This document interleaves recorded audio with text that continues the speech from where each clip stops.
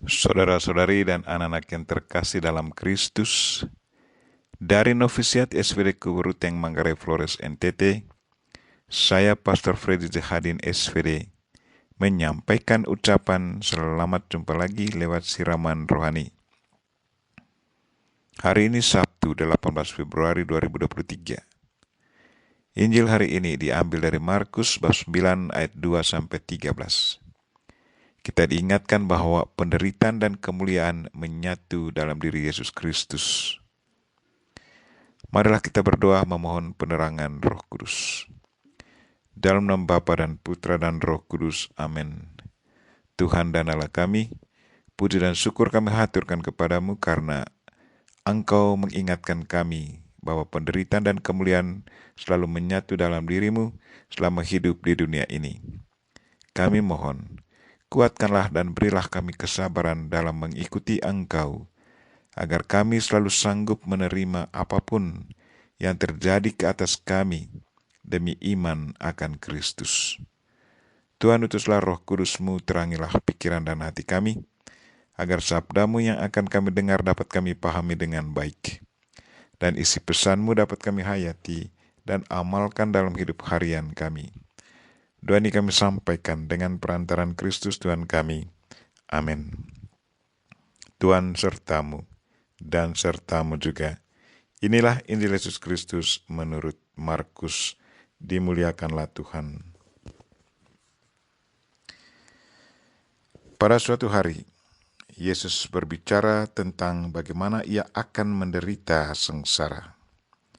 Sesudah itu, ia membawa Petrus, Yakobus, dan Yohanes, dan bersama mereka naik ke sebuah gunung yang tinggi. Di situ mereka sendirian saja. Lalu Yesus berubah rupa di depan mata mereka. Pakaiannya menjadi sangat putih berkilat-kilat. Tak ada seorang pun di dunia ini yang sanggup mengelantang pakaian seperti itu. Maka tampaklah kepada mereka Elia dan Musa yang sedang berbicara dengan Yesus. Lalu Petrus berkata kepada Yesus, "Rabi, betapa bahagianya kami berada di sini. Baiklah kami dirikan 3 kemah, 1 untuk engkau, 1 untuk Musa, dan 1 untuk Elia." Petrus berkata demikian sebab tidak tahu apa yang harus dikatakannya, karena mereka sangat ketakutan. Maka datanglah awan menaungi mereka, dan dari dalam awan itu terdengar suara, "Inilah anakku terkasih, dengarkanlah dia." Dan sekonyong-konyong, waktu memandang sekeliling, mereka tidak lagi melihat seorang pun, kecuali Yesus seorang diri. Pada waktu mereka turun dari gunung itu, Yesus berpesan supaya mereka jangan menceritakan kepada siapapun apa yang telah mereka lihat itu sebelum Anak Manusia bangkit dari antara orang mati. Mereka memegang pesan tadi sambil mempersoalkan di antara mereka apa yang dimaksud dengan bangkit dari antara orang mati. Lalu mereka bertanya kepada Yesus, "Mengapa ahli-ahli Taurat berkata bahwa Elia harus datang dahulu?" Yesus menjawab, "Memang Elia akan datang dahulu dan memulihkan segala sesuatu. Tetapi bagaimanakah halnya dengan Anak Manusia? Bagaimana tertulis bahwa ia akan banyak menderita dan akan dihinakan? Tetapi aku berkata kepadamu, memang Elia sudah datang dan orang memperlakukan dia menurut kehendak mereka, sesuai dengan yang tertulis tentang dia." Demikianlah sabda Tuhan. Terpujilah Kristus. Saudara-saudari dan anak-anak yang terkasih dalam Kristus, tema renungan kita hari ini ialah penderitaan dan kemuliaan menyatu dalam diri Yesus Kristus selama hidup di dunia ini. 2 hari berturut-turut, hari Kamis dan hari Jumat, kita mendengar bahwa Yesus bertanya kepada para muridnya, Kata orang, siapakah anak manusia itu? Para murid memberi jawaban. Ada yang mengatakan Yohanes Pembaptis, dan ada juga yang mengatakan Elia, dan ada pula yang mengatakan Yeremia, atau salah seorang dari para nabi. Kemudian ia bertanya kepada muridnya, "Apa katamu? Siapakah aku ini?" Maka jawab Simon Petrus, "Engkau adalah Mesias, anak Allah yang hidup." Sungguh Yesus adalah Mesias Kristus. Lalu hari Jumat di Injil Markus 8:27-33, sesudah Petrus mengatakan bahwa Yesus adalah Mesias, Yesus menceritakan kepada para muridnya bahwa anak manusia harus menanggung banyak penderitaan dan ditolak oleh tua-tua, imam-imam kepala, dan ahli-ahli Taurat, lalu dibunuh dan bangkit sesudah 3 hari. Dalam perikop yang sama, kita lihat situasi hidup Yesus.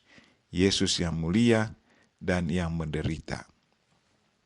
Lalu Injil hari ini menceritakan kepada kita kemuliaan Yesus Kristus. Kemuliaan Yesus disaksikan oleh para rasul di gunung yang tinggi, bahwa Yesus berubah rupa di depan mata ketiga rasul. Pakaiannya sangat putih berkilat-kilat. Nampak kepada mereka Elia bersama Musa. Keduanya sedang berbicara dengan Yesus. Kata Petrus kepada Yesus, "Rabi, betapa bahagianya kami berada di tempat ini. Baiklah kami dirikan 3 kemah, 1 untuk engkau, 1 untuk Musa, dan 1 untuk Elia." Para murid sudah menyaksikan sendiri bahwa Yesus adalah Mesias. Pernyataan Petrus sudah terbukti lewat penampakan yang terjadi di gunung dan diteguhkan lagi dengan suara yang keluar dari dalam awan. Bunyinya, "Inilah anak yang kukasihi, dengarkanlah dia." Itulah kemuliaan Tuhan yang sudah secara langsung dialami oleh para rasul. Kemudian sewaktu mereka turun dari gunung, Yesus mengingatkan supaya jangan menceritakan kepada orang apa yang mereka lihat itu, sebelum anak manusia bangkit dari antara orang mati. Peringatan ini secara tidak langsung, Yesus mau ingatkan para rasul bahwa sebentar lagi ia akan menghadap penderitaan. Ia akan disengsarakan, disalibkan, dan dibunuh, lalu mati di kayu salib. Mesias harus menderita. Mesias menyelamatkan manusia lewat penderitaan. Jadi penderitaan dan kemuliaan menyatu dalam diri Yesus Kristus selama dia hidup di dunia ini. Saudara-saudari dan anak-anak yang terkasih dalam Kristus, sebagai pengikut Kristus, kepada kita sudah diingatkan oleh Yesus. Katanya, "Barang siapa mau mengikuti aku, dia harus menyangkal dirinya dan memikul salibnya, lalu mengikut aku." Itu berarti kita juga harus selalu siap sedia untuk menderita demi Kristus. Yang pasti di balik penderitaan kita akan alami kebahagiaan kekal. Marilah saudara-saudari dan anak-anak yang terkasih, kita berdoa semoga Tuhan selalu memberi kita kekuatan dan kesabaran dalam mengikutinya, agar kita sanggup menerima apapun yang terjadi ke atas kita demi iman akan Kristus. Kita mohon Bunda Maria untuk mendoakan kita. Amin. Marilah kita mohon berkat Tuhan. Tuhan bersamamu dan bersama rohmu. Semoga kita sekalian, mereka yang kita doakan hari ini secara khusus mereka yang sakit, dan segala aktivitas kita hari ini diberkati oleh Allah yang Maha Kuasa, Bapa dan Putra dan Roh Kudus. Amin. Terima kasih sudah nonton. Jangan lupa like, subscribe, dan share ya.